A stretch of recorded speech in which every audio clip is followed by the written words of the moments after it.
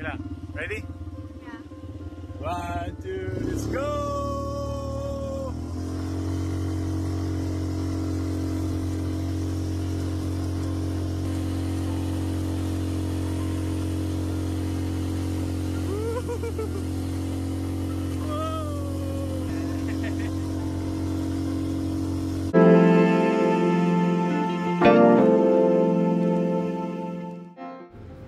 Umuwi muna ng probinsya sina Mark Pingris at Danica Soto kasama ang kanilang 3 anak. Bago ang lahat, huwag niyong kalimutang mag-subscribe at pindutin ang notification bell para maging updated sa ating mga susunod na videos. Baby Luke! Hello! Uy! May mga dahon-dahon, baka kainin niya. Oh, daming dahon. Saan galing yung dahon?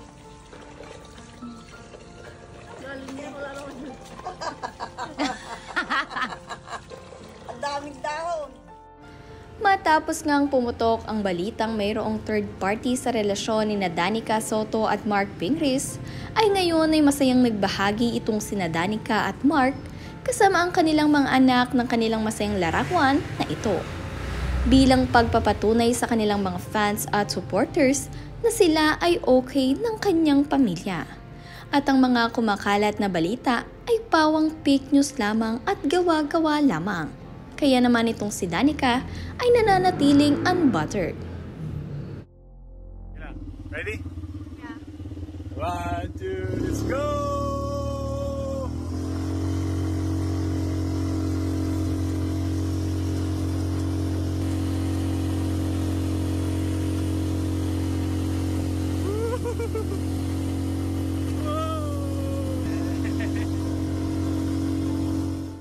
Ngayon ay masayang nakikipag-bonding itong si Mark Pingris sa kanyang mga anak at kay Danica Soto at sa kanyang Pingris family dito sa Lingayen, Pangasinan.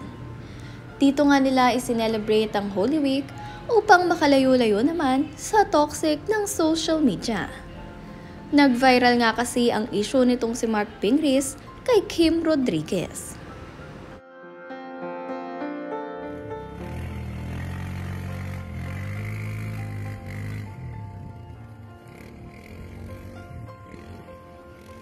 Uy!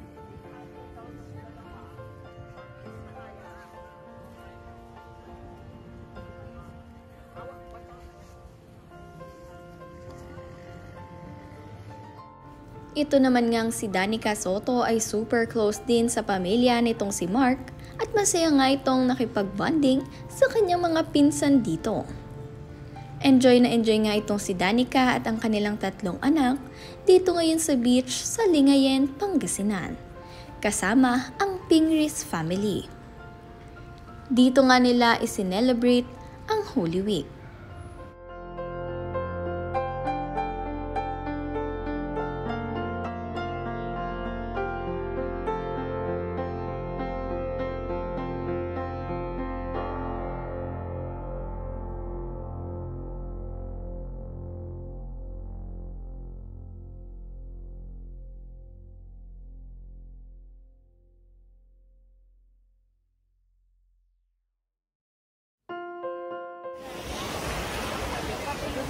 Lingayen Beach with the Soto Pingris clan. What? Hi! Oh, ano what?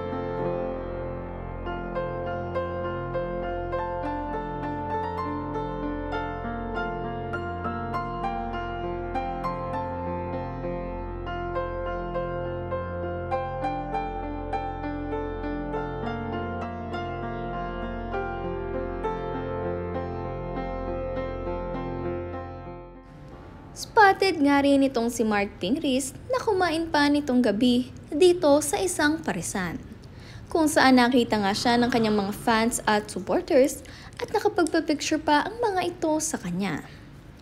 Masayang-masaya naman nga ang kanyang mga fans dahil nakapagpa-picture sa kanilang idol na si Mark Pingris.